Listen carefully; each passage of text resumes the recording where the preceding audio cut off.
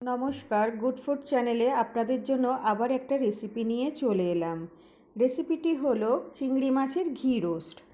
খুব কম উপকরণে সুস্বাদু একটি রেসিপি আজ আমি আপনাদের সাথে শেয়ার করছি। আমি এখানে বড় চিংড়ি দিয়ে এই রেসিপিটি করছি, কিন্তু মিডিয়াম সাইজের বাগদা চিংড়ি দিয়ে এই রেসিপিটি আরও ভালো হয়। আপনারা যে কোনো সাইজের চিংড়ি দিয়েই এই রেসিপিটি ট্রাই করতে পারেন।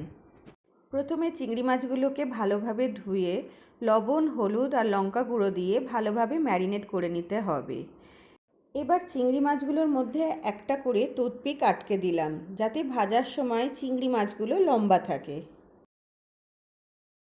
একটা বাটিতে কিছুটা তেঁতুল ও গুড় গরম জলে ভিজিয়ে রাখলাম। সাথে দুটো শুকনো লঙ্কা ও 3 থেকে 4টে কাশ্মীরি লঙ্কার দানাগুলো বের করে আর একটা পাত্রে গরম জলে ভিজিয়ে রাখলাম। লঙ্কা থেকে দানাগুলো বার না করলে অনেক সময় তরকারিতে একটা দানাগুলোর জন্য তিতো ভাব আসতে পারে, তাই জন্যই আমি লঙ্কার মধ্যে থেকে সমস্ত দানাগুলো বার করে নিলাম।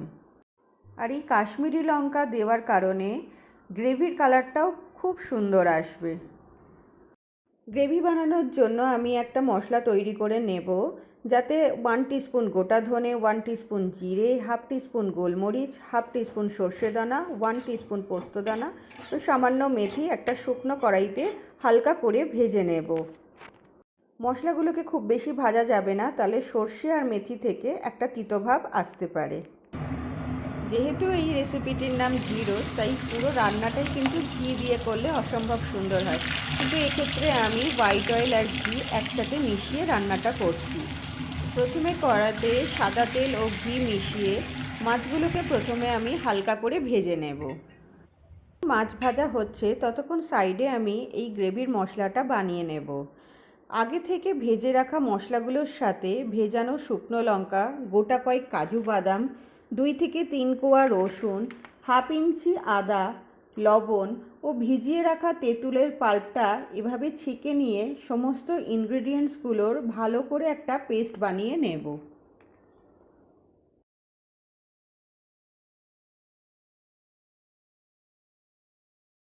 মাছগুলো আমি হালকা ভেজে নিয়েছি, এবার মাছগুলো আমি তুলে নেব।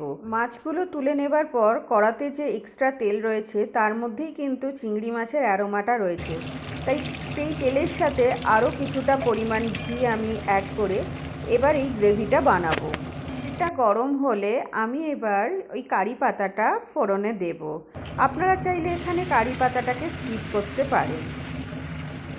এবার বেটে রাখা মশলাটা এই তেলের মধ্যে দিয়ে খুব ভালোভাবে কিন্তু কষিয়ে নিতে হবে। কষতে কষতে মশলা থেকে যখন এই রকমভাবে তেল ছেড়ে আসবে, তখন আমি ভেজে রাখা মাছগুলো দিয়ে দেব।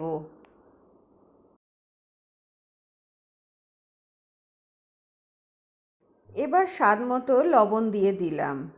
গ্রেভিটাতে আমি আলাদা করে আর জল দিলাম না, এর পরিবর্তে আমি এখানে নারকেলের দুধ ব্যবহার করলাম। নারকেলের দুধ কিন্তু এখানে অপশনাল, আপনারা চাইলে দিতেও পারেন, নাও দিতে পারেন, কিন্তু আমার মনে হয় নারকেলের দুধ দিলে টেস্টটা কিন্তু আরও দ্বিগুণ বেড়ে যায়। আপনারা তো চিংড়ি মাছের মালাইকারি বানিয়েছেন, একবার এইভাবে বানিয়ে দেখবেন এই ঘি রোস্টটা।